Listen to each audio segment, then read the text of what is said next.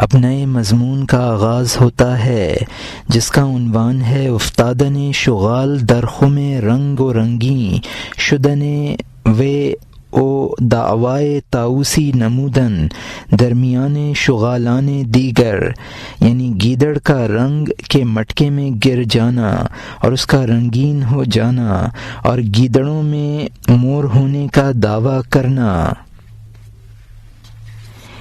وہ ذلیل گیدڑ رنگ کے مٹکے میں گر گیا، وہ اس مٹکے میں تھوڑی دیر ٹھہرا، پھر نکلا تو اس کی کھال رنگین ہو گئی تھی۔ اس نے کہا کہ میں تو جنت کا مور ہو گیا ہوں۔ رنگین بالوں نے عمدہ رونق حاصل کر لی تھی، سورج نے ان رنگوں کو چمکا دیا تھا۔ اس نے اپنے آپ کو سرخ اور سبز اور لال اور پیلا دیکھا، اپنے آپ کو گیدڑوں پر پیش کیا۔ یہاں مترجم نے حاشیے میں لکھا ہے کہ گیدڑ اس حکایت شغال کا مطلب ہے گیدڑ۔ اس حکایت کا مقصد یہ ہے کہ فرضی شیخ کی مثال اس گیدڑ کی سی ہے جس نے رنگین ہو کر مور ہونے کا دعویٰ کر دیا تھا۔ اور یہاں حاشیہ ختم ہوتا ہے۔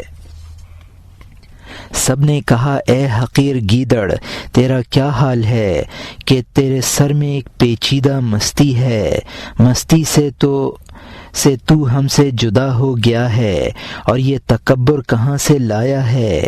ایک گیدڑ اس کے سامنے گیا کہ او فلانے، تو نے مکر کیا یہاں تک کہ تو خوش دل بن گیا، تو نے مکر کیا تاکہ تو ممبر پر چڑھے، تاکہ ڈینگوں سے ان لوگوں کو حسرت دلائے۔ یہاں مترجم نے حاشیے میں لکھا ہے چونکہ مولانا رحمۃ اللہ علیہ نے گیدڑ سے بناوٹی شیخ مراد لیا ہے، لہٰذا اس کے لیے ممبر کا لفظ بھی استعمال کیا ہے۔ اور یہاں حاشیہ ختم ہوتا ہے۔ تو نے بہت کوشش کی لیکن گرمی نہ دیکھی، تو نے مکاری سے بہت بے شرمی حاصل کر لی۔ سچائی اور گرمی اولیاء کا شعار ہے، پھر بے شرمی ہر دھوکے کی پناہ ہے، تاکہ مخلوق کی توجہ اپنی طرف کر لیں کہ ہم خوش ہیں، حالانکہ اندر سے بہت رنجیدہ ہیں۔ یہاں مترجم نے حاشیے میں لکھا ہے کہ مولانا رحمۃ اللہ علیہ نے بناوٹی شیخ کی حالت کو اس شیخی خورے کی حکایت سے سمجھایا ہے جس کا باطن خالی ہے، ظاہر چکنا چپڑا ہے۔ اور یہاں حاشیہ ختم ہوتا ہے۔ اب نئے مضمون کا آغاز ہوتا ہے جس کا عنوان ہے چرب کردن مرد لافی لب او سلط خود را ہر با مداد بپوست دمبا او بروں آمدن میان حریفاں کے چنی او چنا خوردہ ام، یعنی ایک شیخی خورے کا ہونٹ اور مونچھوں کی کو ہر صبح کو دمبے کے چمڑے سے چکنا کرنا اور دوستوں میں باہر آنا کہ میں نے ایسا ایسا کھانا کھایا ہے۔ ایک ذلیل شخص نے دمبا کی کھال کا ٹکڑا پا لیا تھا، ہر صبح کو دونوں مونچھوں کو چکنا کرتا، مالداروں میں جاتا کہ میں نے ایک مجلس میں مرغن غذا کھائی ہے، خوشخبری دیتے وقت مونچھوں پر ہاتھ پھیرتا، اشارہ تھا یعنی مونچھیں دیکھو کہ یہ میری بات کے سچے گواہ ہیں اور یہ چکنی اور لذیذ غذا کھانے کی علامت ہے۔ یہاں مترجم نے حاشیے میں لکھا ہے یعنی مونچھوں پر ہاتھ پھیر کر اشارہ کرتا تھا کہ ان کی چکنائی میری گواہ ہے۔ اور یہاں حاشیہ ختم ہوتا ہے۔ اس کا پیٹ بلا آواز جواب دیتا کہ اللہ کافروں کے مکر کو برباد کرے، تیری شیخی نے ہمیں انگاروں پر رکھ دیا ہے، خدا کرے تیری چکنی مونچھیں اکھڑیں۔ ایک اے بھکاری، اگر تیری بری شیخی نہ ہوتی تو کوئی سخی ہم پر رحم کرتا۔ اگر تو سچ بولتا اور کج گوئی کا کھیل نہ کھیلتا تو ہمارے علاج کے لیے ایک طبیب پیدا کر دیتا۔ اگر تو عیب ظاہر کر دیتا اور ظلم نہ کرتا کسی آشنا کی جانب سے مہمانی ہو جاتی۔ یہاں مترجم نے حاشیے میں لکھا ہے کہ مونچھوں کو چکنائی اور شیخی کی وجہ سے سب اعضاء بھوکے رہے تو انہوں نے مونچھوں کو بددعا دی۔ اگر بھوک کا اظہار کرتا تو کوئی سخی کھانا کھلا دیتا۔ اور یہاں حاشیہ ختم ہوتا ہے۔ اللہ تعالی نے فرمایا ہے کہ کان اور دم کو ٹیڑھا نہ ہلا۔ ينفعن الصادقین صدقہم، یعنی سچوں کو ان کا سچ ضرور فائدہ دے گا۔ اے بے غسلے، غار کے اندر ٹیڑھا نہ سو، جو کچھ حالت ہے ظاہر کر دے، پھر سیدھا چل۔ اگر اپنا عیب نہیں بتاتا ہے تو چپ رہ، ریا اور فریب سے اپنے آپ کو ہلاک نہ کر۔ یہاں مترجم نے حاشیے میں لکھا ہے کہ بہت سی آیتوں کا مفہوم ہے کہ انسان کو غلط بیانی نہ کرنی چاہیے، سچوں کو ان کی سچائی لامحالہ مفید ہوتی ہے، برائی کو چھپانا نہ چاہیے، اس کا اظہار کر کے علاج کرانا چاہیے۔ اگر انسان کا باطن برا ہے تو کم از کم بھلائی کی شیخی تو نہ مارے۔ اور یہاں حاشیہ ختم ہوتا ہے۔ اپنی چکنی مونچھوں پر بھروسہ نہ کر، اس لیے کہ بلی بلا شبہ چکدی لے گئی ہے۔ اگر تجھے کچھ نقدی مل گئی ہے تو لب کشائی نہ کر۔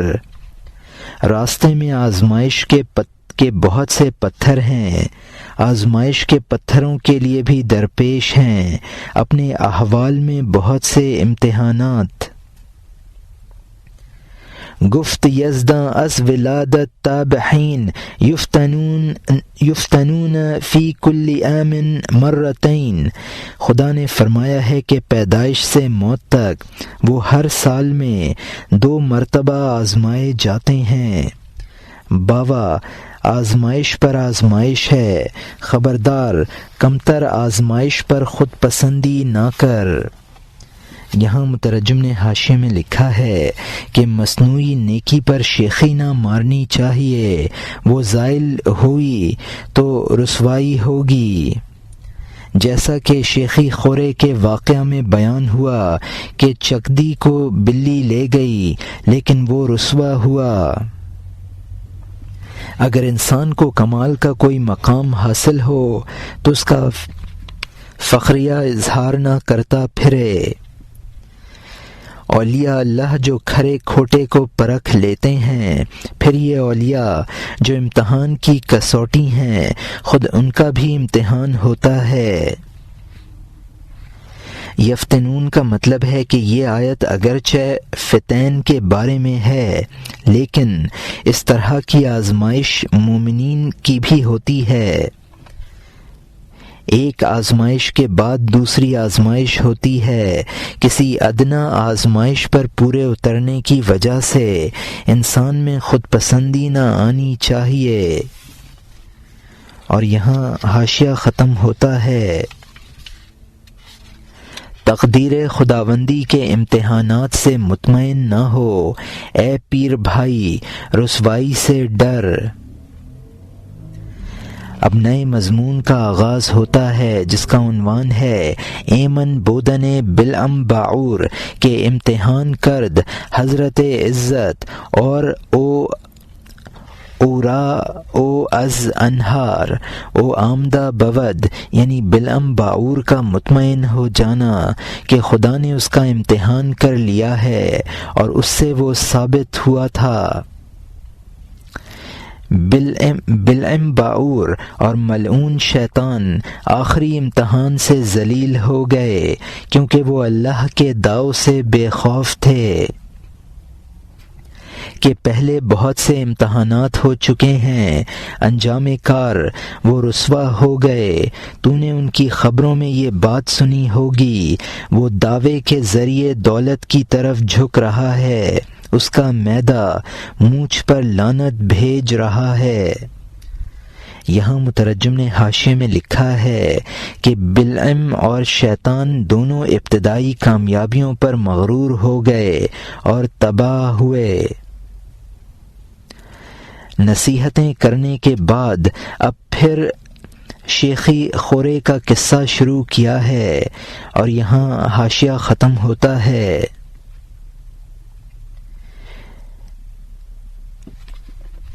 اے ڈول، جو وہ چھپا رہا ہے اس کو ظاہر کر دے۔ اے خدا، اس نے ہمیں جلا ڈالا، اس کو رسوا کر دے۔ اے خدا، جو وہ چھپا رہا ہے اس کو ظاہر کر دے۔ اے خدا، اس نے ہمیں جلا ڈالا، اس کو رسوا کر دے۔ اس کے جسم کے سب اعضاء اس کے دشمن ہیں۔ موسم بہار کی شیخی مارتا ہے، وہ موسم خزاں میں ہے۔ یہاں مترجم نے حاشیے میں لکھا ہے چونکہ مونچھوں کی وجہ سے میدہ بھوکا رہا، اس لیے مونچھوں پر لعنت بھیجتا ہے۔ اور یہاں حاشیہ ختم ہوتا ہے۔ شیخی کرموں کو لوٹا دیتی ہے، رحمت کی شاخ کو جڑ سے اکھاڑ دیتی ہے۔ سچ بول یا چپ رہ، تب رحمت کو دیکھ اور حاصل کر۔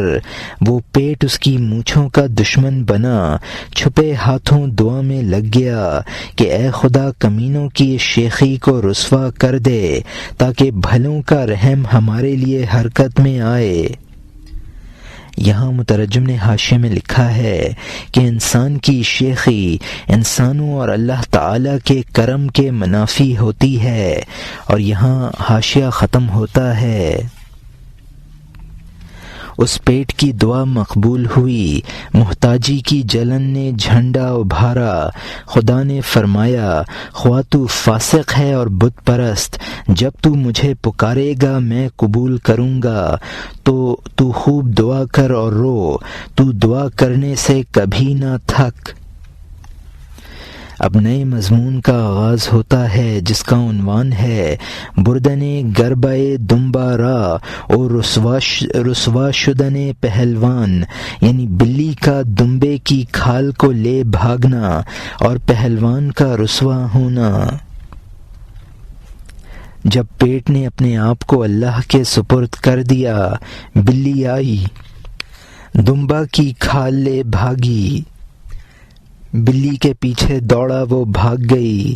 اس کے غصے کے ڈر سے بچہ کا رنگ بدل گیا۔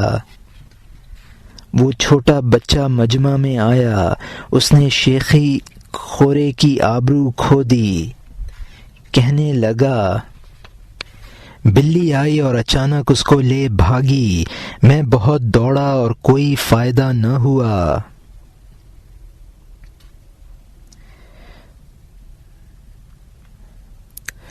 پہلوان نے شیخی کی گرمی اور ذوق میں جب یہ قصہ سنا، رنج سے ہلاک ہو گیا، مجمع میں شرمندہ ہو گیا، سر جھکا لیا اور بات سے خاموش ہو گیا۔ تعجب سے حاضرین کو ہنسی آ گئی، ان کا رحم پھر حرکت کرنے لگا۔ انہوں نے اس کی دعوت کی اور اس کا پیٹ بھر دیا، مہربانی کا بیج اس کی زمین میں بو دیا۔ یہاں مترجم نے حاشیے میں لکھا ہے کہ لڑکا بلی کے پیچھے بھاگا، جب کامیاب نہ ہوا تو باپ کے ڈر سے اس کا رنگ بدل گیا۔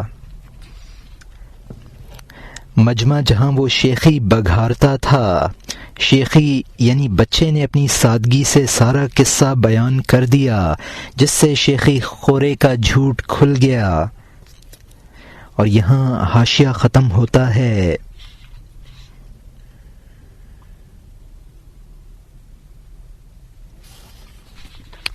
جب اس نے شریفوں میں سچائی کا ذوق دیکھا، بغیر تکبر کے سچائی کا غلام بن گیا۔ سچائی کو ہمیشہ کے لیے اپنا پیشہ بنا لے تاکہ تو دونوں جہان میں نیک نام بنے۔ یہاں مترجم نے حاشیے میں لکھا ہے کہ سچی بات کو شرفا پسند کرتے ہیں تو وہ خود سچائی کا پابند ہو گیا۔ اب نئے مضمون کا آغاز ہوتا ہے جس کا عنوان ہے دعوی طاؤسی کردن آن شغال کہ در خم صباغ افتادہ بود، یعنی اس گیدڑ کا مور ہونے کا دعویٰ کرنا جو رنگریز کے مٹکے میں گر گیا تھا۔ اس رنگ برنگ کے گیدڑ نے آہستہ سے ملامت گر کے کان کی لو کے پاس جا کر کہا، آخر مجھے اور میرے رنگ کو دیکھ، پجاری بھی ایسا ایک بت نہیں رکھتا ہے، میں باغ کی طرح 100 رنگوں والا اور حسین ہو گیا ہوں، مجھے سجدہ کر، مجھ سے سرکشی نہ کر۔ شان و شوکت، رونق اور چمک اور رنگ دیکھ، مجھے دنیا کا فخر اور دین کا ستون کہہ، میں اللہ کے کرم کا مظہر بن گیا ہوں، اللہ کی بڑائی کی شرح کی تختی بن گیا ہوں۔ یہاں مترجم نے حاشیے میں لکھا ہے کہ میں انتہائی حسین ہوں، لہٰذا میں خدا کی مہربانی کا مظہر ہوں اور اس کی کبریائی کی شرح کی تختی ہوں۔ اور یہاں حاشیہ ختم ہوتا ہے، اے گیدڑو خبردار مجھے گیدڑ نہ کہو، کسی گیدڑ میں اس قدر حسن کب ہوتا ہے، وہاں سب گیدڑ جمع ہو گئے جیسے شمع کے چاروں طرف پروانے۔ تو اے جوہری بتا ہم تجھے کیا کہا کریں، اس نے کہا نر طاؤس جو مشتری ستارہ کی طرح ہے۔ تو انہوں نے اس سے کہا کہ روحوں کے مور باغ یعنی عالم ملکوت میں جلوے دکھاتے ہیں، تو ایسا جلوہ دکھائے گا؟ اس نے کہا نہیں، جو کسی جنگل میں نہ گیا ہو وہ منا کی کیا بات کرے۔ تو موروں کی بولی بول سکتا ہے؟ اس نے کہا نہیں، تو اے بڑائیوں والے خواجہ تو مور نہیں ہے، طاؤس کا لباس آسمان سے اترتا ہے، داموں کی رنگینی سے تو اس تک کب پہنچ سکتا ہے؟ اگر تو دعویٰ کرتا ہے حقیقت پیش کر، بکواس نہ کر، ورنہ پھر گردن نہ کھجانا۔ یہاں مترجم نے حاشیے میں لکھا ہے کہ مور کی کوک بھی بھلی ہوتی ہے، مور کو جو حسین لباس ملا ہے وہ قدرتی ہے، انسان شرمندگی میں گردن کھجانے لگتا ہے۔ فرعون نے اپنی داڑھی میں قیمتی موتی پرو رکھے تھے، فرعون نے حضرت موسیٰ علیہ السلام سے افضل ہونے کا دعویٰ کیا تھا۔ اور یہاں حاشیہ ختم ہوتا ہے، اب نئے مضمون کا آغاز ہوتا ہے جس کا عنوان ہے دعویٰ کردن فرعون الوہیت را و تشبیہ کردن او را بداں شغال کے دعوی طاؤسی می نمود، یعنی فرعون کا خدائی کا دعویٰ کرنا اور اس کو اس گیدڑ کے مشابہ بتانا جس نے مور ہونے کا دعویٰ کیا، فرعون کی طرح جس نے داڑھی کو جڑاؤ کرا کر اپنے گدھے پن سے حضرت موسیٰ علیہ السلام سے بلند پروازی کی، وہ بھی گیدڑ ہی کی نسل سے پیدا ہوا تھا، مال اور مرتبہ کے خم میں گر گیا تھا، جس نے اس کا مال اور مرتبہ دیکھا اس نے اس کو سجدہ کیا، مذاق کرنے والوں کے سجدے وہ نگل گیا، وہ پھٹی گدڑی والا فقیر مست ہو گیا لوگوں کے سجدوں اور حیرانیوں سے۔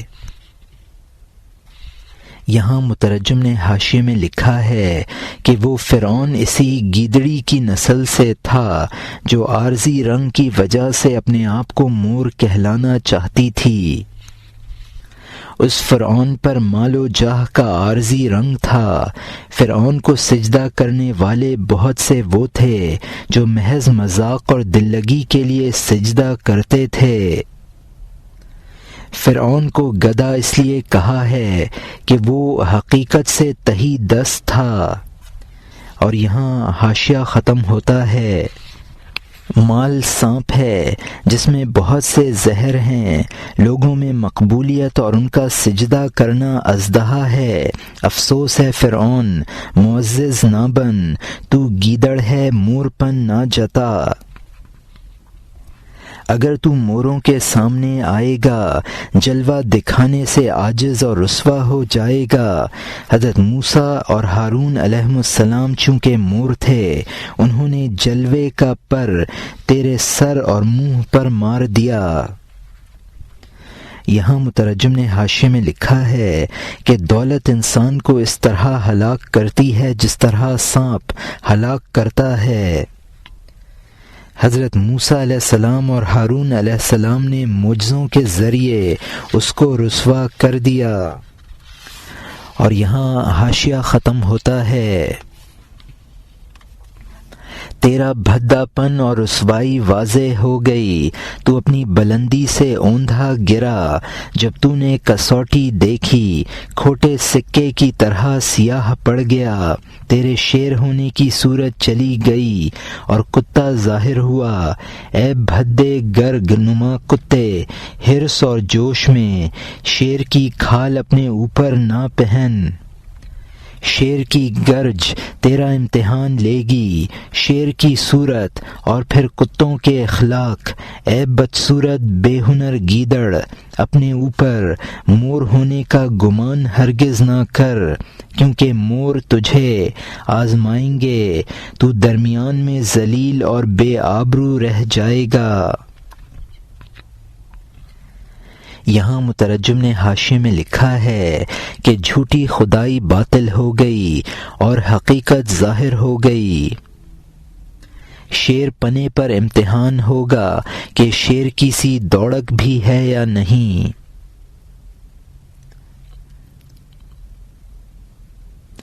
اور یہاں حاشیہ ختم ہوتا ہے۔ اب نئے مضمون کا آغاز ہوتا ہے جس کا عنوان ہے تفسیر وَلِتَعْرِفَنَّهُمْ فِي لَحْنِ الْقَوْلِ، در بیان امتحان منافقاں، یعنی تم ان کو بات کے لہجے سے پہچان لوگے کی تفسیر منافقوں کے امتحان کے ذیل میں۔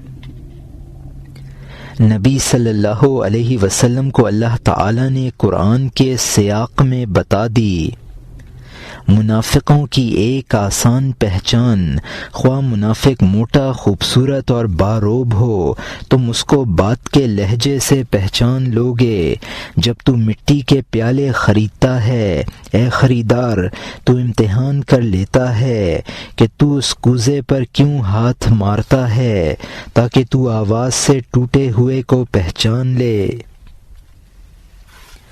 ٹوٹے ہوئے کی آواز دوسری طرح کی ہوتی ہے، آواز نقیب ہے جو آگے آگے چلتا ہے۔ آواز آتی ہے تاکہ اس کی پہچان کر دے، جیسا کہ مصدر ہے، فعل اس میں تغیر کر دیتا ہے۔ یہاں مترجم نے حاشیے میں لکھا ہے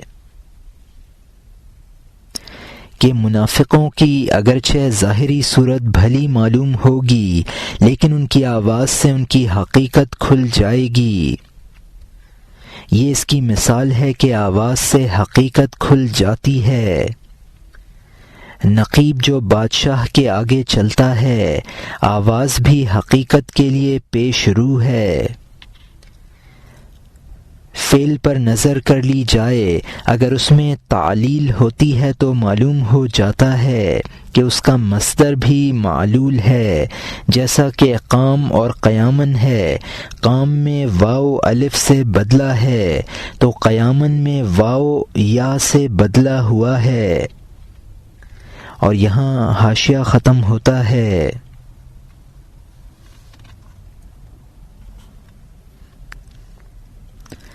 جب امتحان کی بات سامنے آئی، مجھے فوراً ہاروت کا قصہ یاد آ گیا۔ اس سے پہلے میں نے تھوڑا سا کہہ دیا تھا، میں کیا کہوں، اس کے ہزاروں میں سے ایک میں اس میں کچھ تحقیقیں بیان کرنا چاہتا تھا، لیکن رکاوٹوں کی وجہ سے اب تک رکا رہا۔ اس کے بہت سے میں نے کچھ تھوڑا سا جملہ اس کے بہت سے میں سے کچھ تھوڑا سا دوسرا جملہ کہہ دیا جائے جو ہاتھی کے ایک عضو کی شرح ہوگی۔ سن لے ہاروت اور ماروت کے بارے میں، اے وہ کہ ہم تیرے چہرے کے غلام اور خادم ہیں۔ یہاں مترجم نے حاشیے میں لکھا ہے کہ آزمائش سے رسوائی کی بات پر ماروت و ہاروت کا قصہ یاد آ گیا، چونکہ وہ بھی امتحان کی وجہ سے رسوا اور ذلیل ہوئے تھے۔ ہاروت و ماروت کے قصے کے اسرار میں سے بہت تھوڑا سا بیان کیا تھا۔ ہاروت و ماروت کے قصے کے اسرار بیان کرنا چاہتا تھا، لیکن موانع پیش آ گئے تھے۔ اور یہاں حاشیہ ختم ہوتا ہے۔ اب نئے مضمون کا آغاز ہوتا ہے جس کا عنوان ہے قصہ ہاروت و ماروت و دلیری ایشان بر امتحان حق تعالی، یعنی ہاروت و ماروت کا قصہ اور اللہ تعالی کی آزمائش پر ان کی دلیری۔ تھوڑی دیر کے لیے کان کو اس طرف متوجہ کر تاکہ میں تجھ سے دوست کے کچھ راز بیان کر دوں۔ وہ اللہ کے دیدار سے مست تھے اور شاہ یعنی اللہ کے عجائب کی ڈھیل سے، اللہ تعالی کی جانب سے ڈھیل میں ایسی مستی ہوتی ہے تو اللہ تعالی کی جانب عروج کیا مستیاں دیتا ہوگا۔ یہاں مترجم نے حاشیے میں لکھا ہے کہ صرف اس قدر بیان کیا تھا جیسا کہ ہاتھی کے کسی ایک عضو کی تشریح کر دی جائے۔ استدراج کا مطلب ہے وہ کشف و کرامات جن میں پھنس کر اور جن سے مغرور ہو کر سالک تباہ ہو جاتا ہے۔ اور یہاں حاشیہ ختم ہوتا ہے۔ اللہ تعالیٰ کی جانب سے ڈھیل میں ایسی مستی ہوتی ہے تو اللہ تعالیٰ کی جانب عروج کیا مستیاں دیتا ہوگا۔ اس کے جال کے دانے نے ایسی مستی دکھائی، اس کے انعام کا خوان کس قدر مستیاں پیدا کرنا جانتا ہوگا۔ وہ مست تھے اور پھندے سے آزاد تھے، عاشقوں کی طرح ہائے اوہو کے نعرے لگاتے تھے۔ ایک گھات اور امتحان راستے میں تھا جس کی آندھی پہاڑ کو تنکے کی طرح لے اڑی۔ امتحان ان کو الٹ پلٹ کر رہا تھا، مست کو اس کی خبر کب ہوتی ہے۔ یہاں مترجم نے حاشیے میں لکھا ہے کہ جبکہ استدراج کی مستیاں بھی اس قدر ہیں تو پھر حقیقی معراج کی مستیوں کا کیا ٹھکانہ ہے۔ ہاروت و ماروت استدراج کی مستیوں میں مدہوش ہو گئے تھے۔ امتحان کی آندھی بڑوں بڑوں کو تباہ کر دیتی ہے۔ اور یہاں حاشیہ ختم ہوتا ہے۔ خندق اور میدان اس کے سامنے یکساں ہیں، کنواں اور خندق اس کے سامنے اچھا راستہ ہیں۔ اب نئے مضمون کا آغاز ہوتا ہے جس کا عنوان ہے مستی بزاز دیدن بز مادہ او جستن او بکوائے مقابل، یعنی بکری کو دیکھ کر بکرے کی مستی اور اس کا بالمقابل پہاڑ پر کودنا۔ پہاڑی بکرا بلند پہاڑ پر خوراک کے لیے بے مشقت دوڑتا ہے تاکہ گھاس چگے، لیکن وہ اچانک دیکھتا ہے آسمان کے حکم سے ایک دوسرا کھیل۔ دوسرے پہاڑ پر نظر ڈالتا ہے، اس دوسرے پہاڑ پر وہ بکری دیکھتا ہے۔ فوراً اس کی آنکھوں میں اندھیرا چھا جاتا ہے، مست ہو کر اس پہاڑ پر کود پڑتا ہے۔ وہ اس کو ایسا نزدیک نظر آتا ہے جیسا کہ گھر کے بچے کے چاروں طرف دوڑنا۔ وہ ہزاروں گز کا فاصلہ اس کو 2 گز نظر آتا ہے، یہاں تک کہ مستی کی وجہ سے اس کے دل میں کودنے کی خواہش ہوتی ہے۔ جب کودتا ہے فوراً گر جاتا ہے دونوں بے پناہ پہاڑوں کے درمیان۔ وہ شکاریوں سے پہاڑ پر بھاگا تھا، پناہ نے ہی اس کا خون بہا دیا۔ ان دونوں پہاڑوں کے درمیان شکاری بیٹھے تھے اس پرشکوہ قضا کے انتظار میں۔ بکرے کا شکار عموماً ایسے ہی ہو جاتا ہے، ورنہ چالاک اور چست ہے اور دشمن کو دیکھ لینے والا ہے۔ رستم خواہ معاصر اور مونچھوں کے ہو، یقیناً شہوت اس کے پاؤں کا جال ہوتی ہے۔ یہاں مترجم نے حاشیے میں لکھا ہے کہ مست گڑھے اور ہموار زمین میں فرق نہیں کرتا ہے، دونوں پر چل پڑتا ہے۔ اس قصہ کا منشا یہ ہے کہ شہوت کی مستی میں انسان اندھا ہو جاتا ہے اور اپنے آپ کو ہلاکت میں ڈال دیتا ہے۔ مستی میں وہ اندھا ہو جاتا ہے۔ پہاڑی بکرا اسی طرح شکار ہو جاتا ہے، ورنہ بہت چالاک اور ہوشیار ہوتا ہے۔ اور یہاں حاشیہ ختم ہوتا ہے۔ میری طرح شہوت کی مستی سے جدا ہو جا، شہوت کی مستی اونٹ میں دیکھ لے، پھر یہ دنیا میں شہوت کی مستی فرشتے کی مستی کے سامنے ہیچ سمجھ۔ اس کی مستی اس کی مستی کو فنا کر دیتی ہے۔ وہ شہوت کی طرف کب توجہ کرتا ہے؟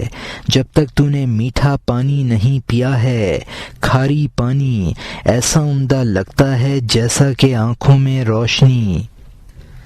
آسمانی شرابوں کا ایک قطرہ جان کو دنیا کی شراب اور ساقیوں سے برگشتہ کر دیتا ہے۔ یہاں مترجم نے حاشیے میں لکھا ہے کہ اونٹ کی مستی مشہور ہے۔ فرشتوں کو قرب الہی سے جو مستی حاصل ہوتی ہے، دنیا کی مستی اس کے سامنے ہیچ ہے۔ جس شخص کو قرب الہی کی مستی حاصل ہو جاتی ہے، پھر اس پر دنیا کی مستی طاری نہیں ہوتی۔ خدائی مستی اور دنیا کی مستی کی مثال شیریں پانی اور کھارا پانی ہے۔ اور یہاں حاشیہ ختم ہوتا ہے۔ فرشتوں میں کس قدر مستیاں ہوتی ہیں اور پاک روحوں میں بڑائی کی وجہ سے کہ انہوں نے خوشبو کی وجہ سے دل اس شراب سے وابستہ کر دیا ہے، انہوں نے اس جہان کے خم توڑ ڈالے ہیں، سوائے ان کے جو مایوس اور دور ہیں، قبروں میں چھپے ہوئے کافروں کی طرح۔ وہ دونوں جہانوں سے مایوس ہو گئے ہیں، انہوں نے لا انتہا کانٹے بوئے ہیں۔ یہاں مترجم نے حاشیے میں لکھا ہے کہ فرشتوں اور روحوں کو قرب الہی کی ایسی مستی حاصل ہوتی ہے کہ ان کے دل اس سے وابستہ ہو جاتے ہیں اور دنیا کی مستی کے اسباب کو وہ ختم کر دیتے ہیں۔ کفار کی روحیں قرب الہی کی مستی سے محروم ہیں۔ قرب الہی سے جو مستی طاری ہوتی ہے وہ بسا اوقات استدراج ہوتا ہے، اس سے ہوشیار رہنا چاہیے، اس مستی میں کوئی غلط قدم نہ اٹھانا چاہیے۔ اور یہاں حاشیہ ختم ہوتا ہے۔ اب نئے مضمون کا آغاز ہوتا ہے جس کا عنوان ہے تمنا کردن ہاروت و ماروت مقام بشریت را و غیرت حق تعالی، یعنی ہاروت و ماروت کا بشریت کے مقام کی تمنا کرنا اور حضرت حق تعالی کی غیرت۔ مستیوں کی وجہ سے انہوں نے کہا ہائے افسوس، ہم زمین پر ابر کی طرح انصاف کی بارش برسا دیتے، ہم اس ظلم کی جگہ میں پھیلا دیتے عدل اور انصاف اور عبادات اور وفا۔ یہ انہوں نے کہا اور قضا کہہ رہی تھی ٹھہر جا، تمہارے پاؤں کے آگے بہت سے چھپے ہوئے جال ہیں۔ یہاں مترجم نے حاشیے میں لکھا ہے کہ ہاروت و ماروت نے مستی میں غلط قدم اٹھایا جس کا بد انجام بھگتنا پڑا۔ انسانوں نے دنیا میں ظلم و ستم کر رکھا ہے، ہم دنیا میں ہوتے تو عدل و انصاف سے دنیا کو بھر دیتے۔ اور یہاں حاشیہ ختم ہوتا ہے، خبردار مصیبت کے جنگل میں لاپرواہی سے نہ جا، خبردار کربلا میں اندھوں کی طرح نہ جا، کیونکہ ہلاک ہونے والوں کے بال اور ہڈیوں سے چلنے والوں کا قدم راستہ نہیں پاتا ہے۔ سارے راستے میں ہڈیاں، بال اور پٹھے ہیں۔ کثرت سے قہر کی تلوار نے موجود کو معدوم کر دیا ہے۔ اللہ تعالی نے فرمایا ہے کہ مدد الہی کے ساتھی بندے خاکساری سے آہستہ چلتے ہیں۔ کانٹوں کے جنگل میں ننگے پاؤں کیسے چلے پرہیزگار سوائے وقفہ اور سوچ سمجھ کے۔ یہاں مترجم نے حاشیے میں لکھا ہے کہ مولانا نصیحت فرماتے ہیں کہ اپنے آپ کو آزمائش میں نہ ڈالنا چاہیے اور ایسے مقام پر پھونک پھونک کر قدم رکھنا چاہیے۔ آزمائش کے راستے میں بہت سی قومیں ہلاک ہوئی ہیں۔ خدا کا غضب نازل ہوا تو وہ قومیں صفائے ہستی سے مٹ گئیں۔ پاک بندوں کی تعریف میں فرمایا گیا وَعِبَادُ الرَّحْمَنِ الَّذِينَ يَمْشُونَ عَلَى الْأَرْضِ هَوْنًا، اور اللہ کے نیک بندے وہ ہیں جو زمین پر خاکساری سے چلتے ہیں۔ اور یہاں حاشیہ ختم ہوتا ہے، قضا یہ کہہ رہی تھی لیکن ان کے کان ان کے جوش کے پردے میں بند تھے۔ لوگوں نے آنکھیں اور کان بند کر لیے ہیں سوائے ان کے جو اپنی ہستی سے آزاد ہو گئے ہیں۔ خدا کی مہربانی کے علاوہ آنکھ کون کھول سکتا ہے؟ غصہ کو محبت کے علاوہ کون فرو کر سکتا ہے؟ بے توفیق خدا کوشش جان کو فنا کرنا ہے، اگرچہ وہ کوشش 100 کھلیان ہو، ایک چینے سے کم ہے۔ خدا کرے کسی کی کوشش بے توفیق نہ ہو دنیا میں، اور خدا بہتر جانتا ہے۔ یہاں مترجم نے حاشیے میں لکھا ہے کہ نیک بندے احسان کی وادی میں سوچ سمجھ کر وقفہ وقفہ سے قدم اٹھاتے ہیں۔ قضا ہاروت و ماروت کو سمجھا رہی تھی لیکن انہوں نے کان بند کر لیے تھے۔ جن لوگوں نے خودی کو مٹایا ہے ان کے ہی کان کھلے ہوئے ہیں۔ عنایت خداوندی ہی آنکھیں کھولتی ہے اور اللہ کی محبت ہی غضب الہی کو فرو کر سکتی ہے۔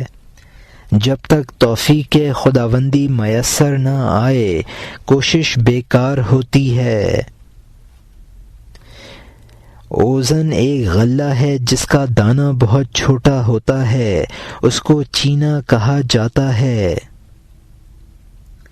توفیق خداوندی چونکہ فرعون کے شامل حال نہ تھی، لہٰذا حضرت موسیٰ علیہ السلام کی پیدائش کو روکنے کی اس کی تمام کوششیں بیکار ثابت ہوئیں۔ اور یہاں حاشیہ ختم ہوتا ہے، اب نئے مضمون کا آغاز ہوتا ہے جس کا عنوان ہے خواب دیدن فرعون آمدن موسیٰ علیہ السلام را او تدارک یعنی خواب میں فرعون کا حضرت موسیٰ علیہ السلام کی آمد کو دیکھنا اور اس کو روکنے کی تدبیر کرنا۔ فرعون کی کوشش چونکہ بغیر توفیق کے تھی، وہ جو کچھ وہ سیتا تھا وہ پھاڑتا تھا، اس کے حکم میں ہزاروں نجومی تھے، تعبیر دینے والے اور جادوگر بھی بے شمار تھے۔ حضرت موسیٰ علیہ السلام کی تشریف آوری ان کو خواب میں دکھائی گئی کہ وہ فرعون اور اس کے ملک کو تباہ کر دیں گے۔ اس نے تعبیر دینے والوں اور نجومیوں سے کہا، منحوس خیال اور خواب کا دفیہ کیسے ہو؟ سب نے کہا، ہم ایسی تدبیر کریں گے، ڈاکو کی طرح اس کی پیدائش کا راستہ روک دیں گے۔ یہاں تک کہ وہ رات آ گئی جو حمل ٹھہرنے کی تھی۔ ان فرعون والوں کی یہ رائے ہوئی کہ اس روز صبح سے باہر لگا دیں میدان میں تخت شاہی اور دربار۔ پھر انہوں نے حکم دیا کہ شہر میں اعلانیہ بادشاہ کی جانب سے منادی کر دیں۔ یہاں مترجم نے حاشیے میں لکھا ہے کہ ستاروں کی گردش سے آنے والے حالات کو بتانے والے کو منجم کہتے ہیں۔ سب منجموں اور معتبروں یعنی تعبیر دینے والوں نے کہا، ہم اس بچہ یعنی موسیٰ علیہ السلام کی پیدائش کا راستہ بند کر دیں گے اور ایسی تدبیر کر دیں گے کہ کوئی اسرائیلی عورت اس رات کو حاملہ نہ بن سکے۔ اور یہاں حاشیہ ختم ہوتا ہے۔ پھر انہوں نے حکم دیا کہ شہر میں اعلانیہ بادشاہ کی جانب سے منادی کر دیں کہ اے اسرائیلیو، تمہاری دعوت ہے، بادشاہ تمہیں اس جگہ بلاتا ہے تاکہ تمہیں نقاب کے بغیر دیدار کرائے، نیکی کی غرض سے تم پر احسان کرے، کیونکہ قیدیوں یعنی اسرائیلیوں کے لیے دوری کے سوا کچھ نہ تھا۔ فرعون کو دیکھنے کا کوئی طریقہ نہ تھا، وہ اگر راستے میں اس کے سامنے آ جاتے، اس قانون کے مطابق وہ اوندھے لیٹ جاتے۔ قانون یہ تھا کہ کوئی قیدی یعنی اسرائیلی نہ دیکھے وقت بے وقت اس امیر یعنی فرعون کا دیدار۔ جب راستے میں نقیبوں کی آواز سنیں، منہ دیوار کی طرف کر لیں تاکہ اس کو نہ دیکھ سکیں۔ یہاں مترجم نے حاشیے میں لکھا ہے کہ قیدی یعنی بنی اسرائیل چونکہ ان سے قبطی اور فرعون ہر طرح کی بیگار لیتے تھے، اسرائیلیوں کے لیے یہ قانون تھا کہ وہ فرعون کا دیدار نہ کر سکیں، اس کا رخ فرعون کی طرف نہ رہے۔ اور یہاں حاشیہ ختم ہوتا ہے، اگر اس کا منہ دیکھ لے گا تو قصوروار ہوگا، جو بدتر سزا ہوگی اس کو وہ دی جائے گی۔ ممنوع دیدار کی ان کو تمنا تھی، کیونکہ جس چیز سے انسان کو روکا جائے وہ اس کا حریص ہو جاتا ہے۔ یہاں مترجم نے حاشیے میں لکھا ہے کہ جو اسرائیلی فرعون کو دیکھ لیتا تھا اس کو سخت سزا دی جاتی تھی۔ فرعون کا دیدار بھی میسر آئے گا اور فرعون بخشش بھی کرے گا۔ اور یہاں حاشیہ ختم ہوتا ہے۔ اب نئے مضمون کا آغاز ہوتا ہے جس کا عنوان ہے بمیدان خواندن فرعون بنی اسرائیل را از برائے ہیلا منائے ولادت حضرت موسیٰ علیہ السلام۔ حضرت موسیٰ علیہ السلام کی ولادت کو روکنے کی تدبیر کے لیے فرعون کا بنی اسرائیل کو میدان میں طلب کرنا۔ منادی کرنے والا محلوں میں روانہ ہو گیا، خوشی خوشی گلی در گلی اعلان کرتا تھا، اے قیدیو یعنی اسرائیلیو، میدان کی طرف چلو، کیونکہ بادشاہ کے دیدار اور سخاوت کی توقع ہے۔ جب اسرائیلیوں نے خوشخبری سنی، پیاسے تھے اور اس کے بہت مشتاق تھے، چکما کھا گئے اور اس کی طرف دوڑ پڑے۔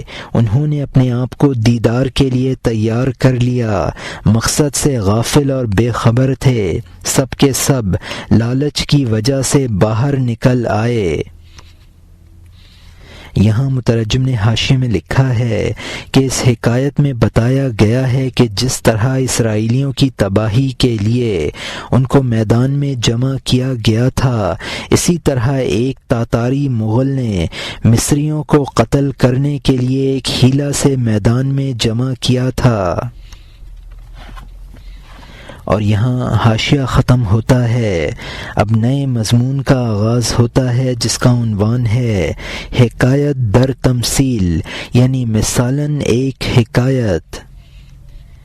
ایسے ہی یہاں ایک حیلہ گر مغل نے کہا میں مصر والوں میں سے ایک کی تلاش میں ہوں، اس طرح مصریوں کو جمع کر لو تاکہ وہ جس کی میں تلاش میں ہوں ہاتھ آ جائے۔ جہاں بھی کوئی مصری تھا سب جمع ہو گئے، ایک ایک کر کے بادشاہ کے پاس آ گئے۔ جو بھی آتا اس کے بارے میں کہتا یہ نہیں ہے خواجہ آ اس گوشے میں بیٹھ جا، یہاں تک کہ اس طریقے پر سب جمع ہو گئے۔ انہوں نے اس تدبیر سے ان سب کی گردن اڑا دی۔ ایک بدقسمتی یہ تھی کہ اذان کی جانب اللہ کی طرف بلانے والی کی اطاعت نہ کرتے تھے۔ مکار کی دعوت نے ان کو اندر کھینچ لیا۔ اے ہدایت پر چلنے والے، شیطان کے مکر سے بچ، فقیروں اور ضرورت مندوں کی پکار سن لے تاکہ کسی حیلہ جو کی آواز تیرے کان میں نہ پڑے۔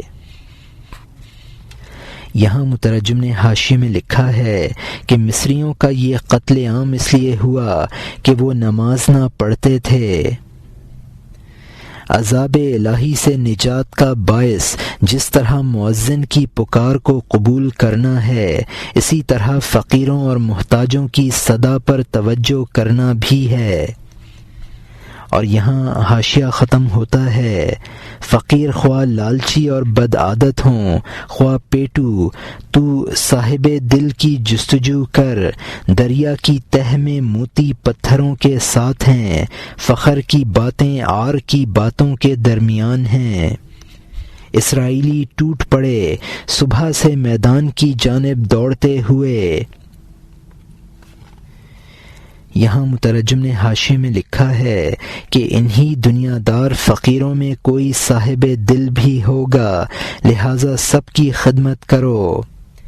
دریا کی تہ میں سنگریزے بھی ہوتے ہیں اور پتھر بھی۔